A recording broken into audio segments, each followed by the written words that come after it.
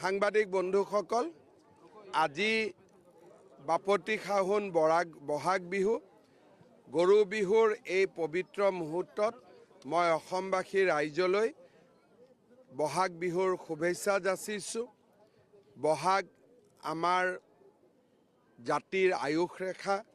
বহাগে সকলোৰে মাজত ভাতৃত্ব, সমন্বয় আৰু এক সুন্দৰ সম্পৰ্কৰ সৃষ্টি কৰে। সদায় অসমখন এনেকৈ শান্তিত থাকক, সমৃদ্ধিৰ ফালে আগুৱাই যাওক।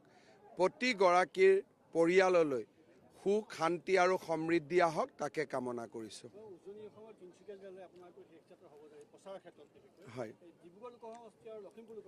চাওক, আমাৰ দুইটা মই যিটো বুজি পাওঁ যে ফাৰ্ষ্ট ফেজত 5টা সমষ্টি আছে আৰু 5টা ফেজত আমাৰ বিশেষ কোনো কণ্টেষ্ট নাই।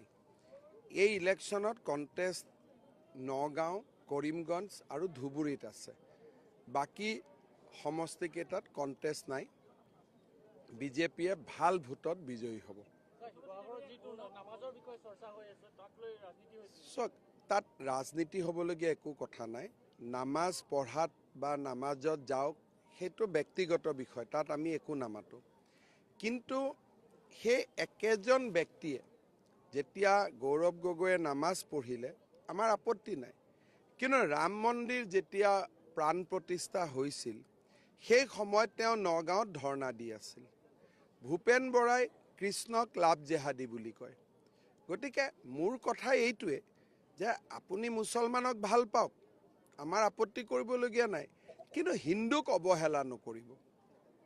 ৰাম বেয়া, কৃষ্ণ বেয়া, কৃষ্ণ লাভ জেহাদী, ৰাম মন্দিৰৰ প্ৰাণ প্ৰতিষ্ঠাত নাযাওঁ আৰু নামাজত যাম, তেতিয়া মানুহে দুখ পায়। বৰদিনতো যাওক, নামাজতো যাওক, পূজা বিহু সকলোতে যাওক, কথা ইমানেই।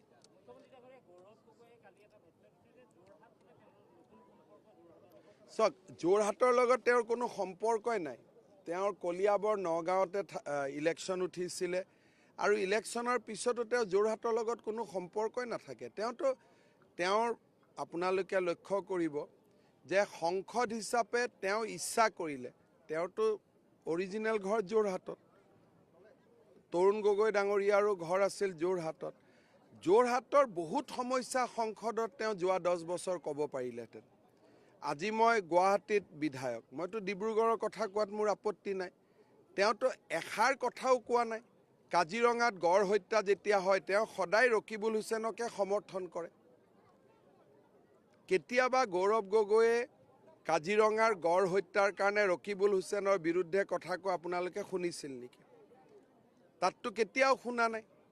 আৰু এতিয়াও যোৰহাটত তেওঁৰ গোটেই ইলেকশ্যন কেম্পেইন, আজিও ৰাতিপুৱা টকা ধৰাৰ পৰিছে। হোজাইৰ পৰা এজন চাহাবুদ্দিন বুলি ব্যক্তিয়ে টকা লৈ আহোঁতে ৰাতিপুৱা যোৰহাটত টকা ধৰাত পৰিছে।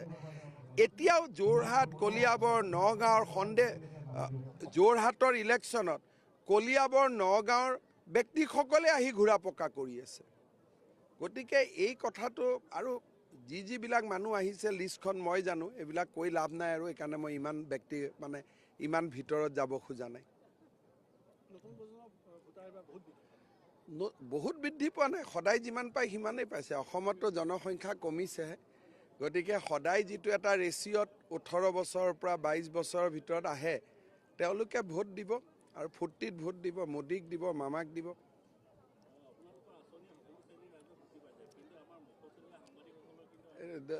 আপোনালোককো ঢুকি পাব বাৰু, কিন্তু সাংবাদিক বহুত হৈ গ'ল নহয়। যেইবাৰে আহোঁ একোটা বাঢ়ি যায়। ক'ৰবাত অলপমান ফুল ষ্টপ লগালে হৈ যাব আৰু। হ'ব, গৈ থাকোঁ। বিহুৰ শুভেচ্ছা।